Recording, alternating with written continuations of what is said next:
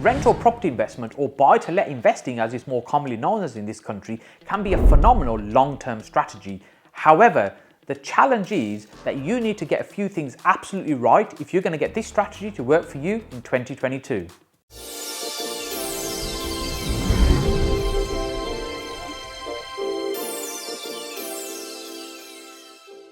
If you're watching my videos for the first time, my name is Saj Hussain, and on this channel, I share with you my 15 years of property investing experience to ultimately help you get further faster in your own property investing journey. As a buy-to-let investor, there's three key aspects I think we need to consider. The first is the location and the type of property that you're looking to acquire. Secondly, you need to think about the financing and the finances, how that's actually going to work. And the third and final part, you and your knowledge. Buy-to-let investing is really about long-term capital growth. It's about making money from property over time. We know as property investors, whether it's 3 years, 5 years, 10 years, 20 years, the properties that we're acquiring right now should be worth significantly more. We don't need to look back what's happened in the last 10, 20, 30, 40 years to property price. When I think of the first property my father purchased and what he paid for that, it's about £1,300. Yes, just about £1,000 for a house. And we have got properties now where we generate more than that in terms of rent from one particular unit. It's crazy what's happened to property prices. So we have confidence that the market is going to continue to grow. Now, we don't know for sure, but we have confidence that the market is going to grow. Now, some people call this speculating. We're relying on what we think is going to happen as opposed to no, there's no science behind it. However, the property market history shows us what's happened, and that's what we rely on in terms of what we think will happen in the future. Now, whilst we're holding these properties during this time, we also got to make some cash flow as well. Now, that cash flow might be a few £100, it might be £100, £200, £300 a month that we're making during the time we're holding the property. There are some strategies that you can also use to increase the amount of rent that you're getting. For example, service accommodation, HMOs. They tend to be more advanced strategies, more hands-on, more involvement from your part, whereas traditional buy-to-let tends to be fairly passive, or as about passive as you can get it, where you don't need to be overly active. You can generally hand it to an agent, they'll take care of it for you, and you don't need to do very much once you've done the acquisition and you've got it up and running. One of the first things to determine is where is it that you actually want to invest and what type of property it is that you want to purchase. So for example, we're based in Birmingham, that's where we invest, that's where we live, that's where we operate our businesses, and so I'm interested in investing in and around Birmingham. Birmingham's such a diverse place, and the surrounding towns and cities, when we take that into consideration, are the West Midlands, that's a huge area in terms of for us to be able to look for a number of deals, the type of strategies we want to use. There's just so much available to us. One of the easiest things to do is to be able to invest in the location that you're already based in, because often it means that you know somewhat about the area, what's going on there, rather than have to learn from scratch. Now, I understand that sometimes that's just not practical. You may be living somewhere which is super expensive, you've been there a long time. To buy a property today as an investment just doesn't make any sense. So you've got to look further afield. That might be 100 miles away, maybe 200 miles away, or whatever it may be. But then you have to start from scratch in terms of understanding that market, that locality, what it's like there. Now, ultimately with buy-to-let, what we're doing is we're renting the property out to somebody in order for us to be able to collect rent. Now, when we think about it in that way, I tend to think about it as a product. So what we're doing is creating a product as an owner of the property to create something for people that want it, that want to pay rent for it, that want to live there, that want to stay there for the long term. So when we think about the product, we think, who is it that's actually going to be living in that property? What is it that they want? What's important to them? So how can we create something that's going to meet the demand of the area?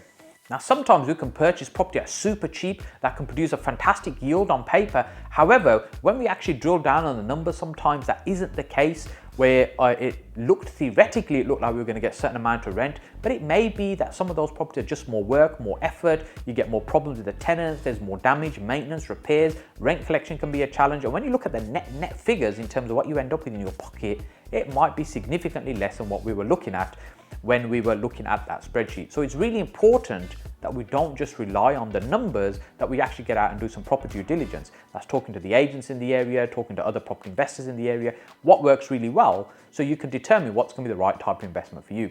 My preference tends to be 2 and 3 bedroom houses in where we think the market's going to improve over time, where there's some infrastructure investments or what I call the next best areas or peripheries of the best areas, where somewhere might be super expensive, like where we are right now, where our offices are. It's quite expensive purchasing property around here to make it work as buy-to-let investment. But there's some areas just very close by to us within a couple of miles of here, which are up and coming and not quite as nice and desirable here, but people are quite happy to move into those areas because it's the next best thing to be, for example, in this particular area. Now that way, what you'll find is over time, those property prices are more likely to increase.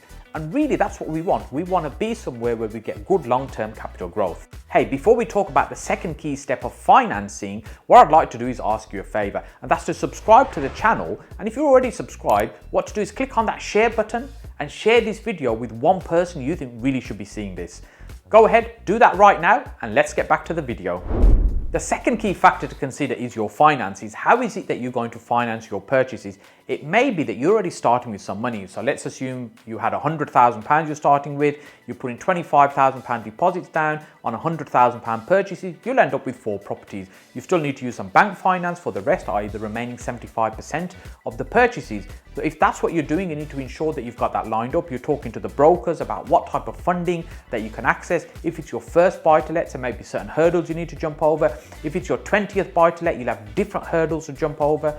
So depending on the size of your portfolio, where you are in your business and how it is you're getting started with this business, your personal circumstances will really determine what type of finance that you can access when you talk about mainstream finance. Then of course you need to think about your credit file, ensuring that you've got that in good order. So you want to run through some housekeeping first of all on your credit file, whether it's Experian or Equifax. And if you want to learn more about your credit file in terms of how you can make best use of that and make sure it's looking perfect, then click on this video over here, and so you can learn more about credit files. On the other hand, it may be that you're going to be looking at alternative ways of funding your purchases. For example, it could be somebody else's money you're using to purchase the properties, and often this is a strategy that we would use other people's money to purchase the properties for cash, and then we add value and then we refinance those properties to extract out as much money as we can, sometimes known as the BRR strategy. If you're doing that particular model, you've got to think about the exit, i.e. when you come to remortgage that property, are you going to be able to get the figures that you want?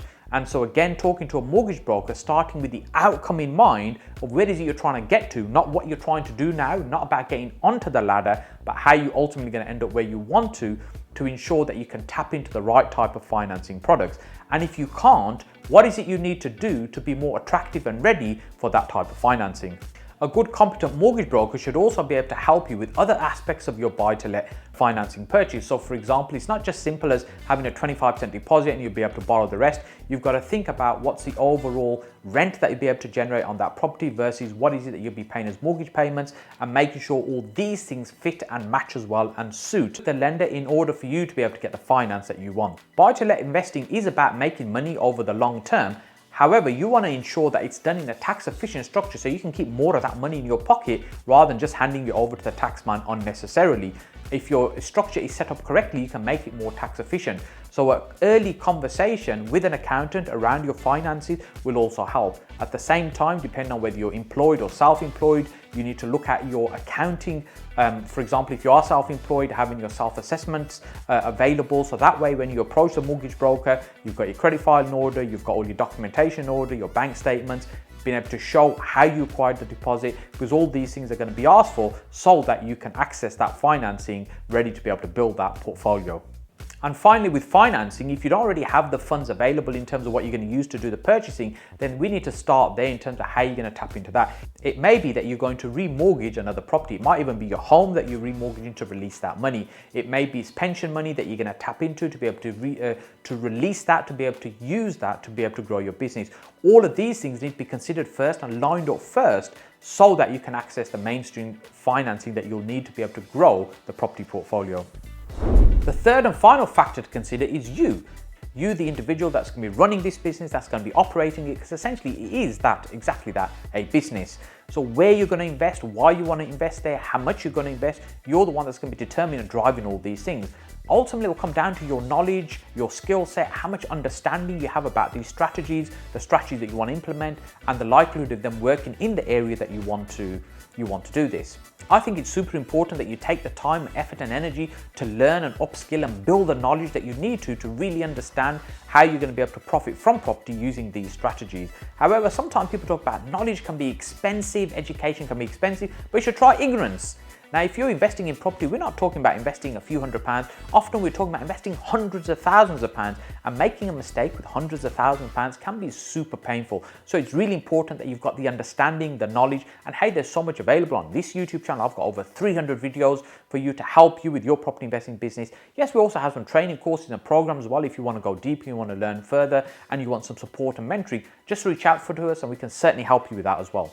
The type of knowledge that you need to build is being able to appraise deals. How do you look at the deals and how do you know it's going to work? And as I said earlier, not just relying on the spreadsheet, but the local on the ground knowledge as well of understanding the demand, the type of people that are there, and making sure you're getting accurate information and not biased information. So let's say you're going to a new area, you're talking to an estate agent about where's a good place that you might be a decent rental yield to be able to buy property. They're going to get you a skewed response, not because they're deliberately trying to mislead you in any way. You've got to remember, their fees are being paid by the person selling the property, not by you as a potential investor. You're not paying their fees, so they've got a vested interest in selling deals. Yes, they might find a property for you that's going to produce, in theory, a great yield, but it might not be on the best street. There might be challenges there. So you want to make sure that you can cut through all this information and have a good understanding of how it's going to work.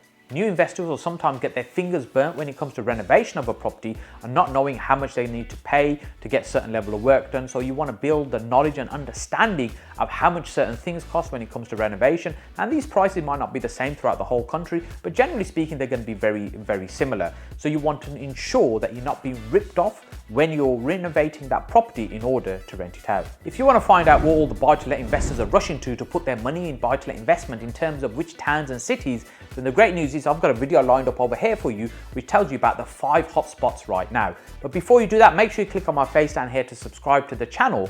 And remember, it's absolutely free and it means you get notified when releasing videos just like these. And I look forward to seeing you on this video just over here.